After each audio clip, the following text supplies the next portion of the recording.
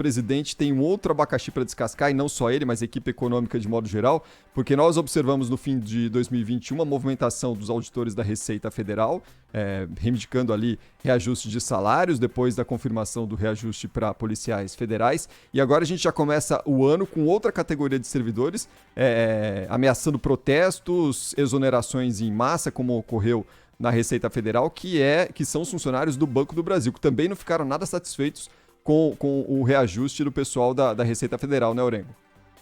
É o efeito dominó, né, Cris? E o governo acabou comprando esse problema, até porque reajustes não estavam previstos. Tem que lembrar que a parcela de contribuição do funcionalismo público, isso acordado por autoridades aqui em Brasília, era o congelamento. Até porque, de um lado, em meio à crise e aos reflexos da crise financeira em função da pandemia, na iniciativa privada, a gente via a suspensão de contrato, redução de salário e jornada, demissão, instabilidade, empresas fechando. Só que a lógica do serviço público, ela tem a estabilidade. Então, os servidores já tinham a estabilidade. O governo não estava prevendo reajuste, até porque já tinha anunciado que teríamos congelamento. Onde iniciou esse problema? Quando o presidente decidiu ele mesmo interferir diretamente lá na discussão do orçamento e solicitar, por meio de, obviamente, integrantes lá e líderes do governo, para reservar um espaço no orçamento para conceder reajustes a policiais. O problema é o seguinte, isso faz desmoronar a orientação do governo e a justificativa. Bom, se tem reajuste e se tem recurso, espaço fiscal no orçamento para conceder reajuste para uma categoria ou para duas, no caso a Polícia Federal e a Polícia Rodoviária Federal, por que não para outras? Você perde o argumento. E aí você abre uma brecha que vira uma porteira. E aí a gente está vendo agora manifestações do alto escalão do serviço público. A gente falava da realidade de pessoas no Brasil, e 13 milhões, 14 milhões de desempregados, pessoas estão buscando emprego, e do outro lado do serviço público, ameaça de paralisação, mobilização de categorias que começam a vida funcional ganhando mais de 20 mil reais. É claro que os servidores precisam ser valorizados, mas há momento para isso. E, infelizmente, nesse momento, não há espaço no orçamento, não há espaço fiscal. Foi feito um grande esforço para ajudar quem mais precisava agora. É aquela coisa da priorização. Então, mudaram a regra do teto de gastos, mudaram lá a lógica de pagamento de precatórios, deixaram para depois, para abrir espaço no orçamento, não para reajuste de servidores, mas para o Auxílio Brasil, os R$400, R$415, para quem realmente está numa situação de miséria, de penúria, de extrema pobreza e uma situação de risco. Então, isso foi feito. Agora, o governo acabou colocando os pés pelas mãos aí num assunto que é um espinheiro. Aí o governo decide comprar essa briga para beneficiar duas categorias, duas corporações, e abre uma brecha enorme para as outras, que já iam ficar sem reajuste, mas agora viram a oportunidade. Agora, é brincadeira, Cris, no momento como a gente vive, não tem como dar, infelizmente. É o cenário que a gente vive.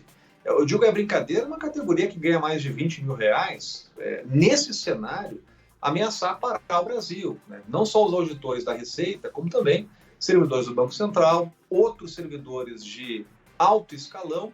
E a gente tem que lembrar que há uma disparidade. Quando a gente fala que é preciso valorizar, e é preciso valorizar o servidor público, mas dentro de uma realidade. E hoje, infelizmente, não há essa possibilidade. A gente vê aí o orçamento prevendo um déficit de 70 bilhões de reais. Mais de 30% do orçamento é para pagar dívida, juros da dívida, né, que é trilionária. Então, a gente tem que agir de acordo com a nossa realidade. Se a gente fazer um recorte hoje no funcionalismo público, e a maior parte está realmente no executivo, 23% dos servidores não estão lá no alto escalão. São servidores que ganham menos, servidores que ganham entre 3 mil e 6 mil reais. Esses servidores são até mais tempo sem reajuste, até porque tem menos poder de mobilização, menos poder de pressão. Então não é o momento para isso. O governo perdeu a oportunidade de fazer uma reforma administrativa, que é mexer na estrutura do funcionalismo público. Era já uma reforma acanhada, porque não mexia na atual estrutura, era uma reforma para depois, para os próximos servidores, mas de alguma forma ia reestruturar ali o Estado, pelo menos para os próximos anos. Nem isso conseguiu fazer, a reforma administrativa ficou pelo caminho. E aí, em vez de cortar gastos, em vez de fazer o dever de casa, fez o contrário. Decidiu criar mais despesas. E aí arrumou um problema político. Agora tem um problema, Cris, que é o seguinte: ano eleitoral, Você só pode conceder reajuste por uma questão aí legal até abril. Então, o que a gente vai ver na prática, pode notar, é pressão que não vai acabar mais. Pressão até abril para diversas categorias que pressionam o presidente a conceder reajuste. Qual é a resposta dada até agora pelo presidente? Ele não escolheu ainda as categorias, não formalizou aumento para a polícia, apesar de toda a articulação ser para realmente conceder reajuste a policiais federais e policiais rodoviários federais. Só que quando o presidente fala isso, ele dá um sinal, ele sinaliza às categorias que há uma possibilidade de aumento. O problema é que o orçamento não comporta aumento para todo mundo.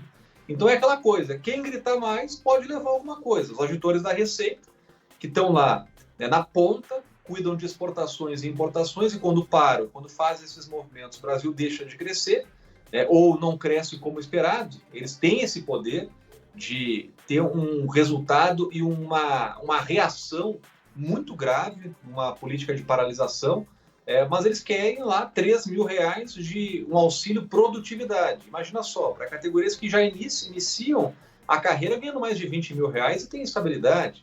Então não é o momento para isso, mas essa foi uma crise que o governo sabia que ia enfrentar e decidiu comprar mesmo assim. Até abril, a gente vai ver muita pressão de corporações que vão insistir com reajuste, mesmo no momento que a gente sabe que é muito delicado. Pois é, os auditores já estão dizendo aqui em São Paulo que a partir desta semana já começaremos a observar algum reflexo, algum tipo de reflexo no tráfego ali de mercadorias que entram e saem do Brasil pelo Porto de Santos principalmente, né?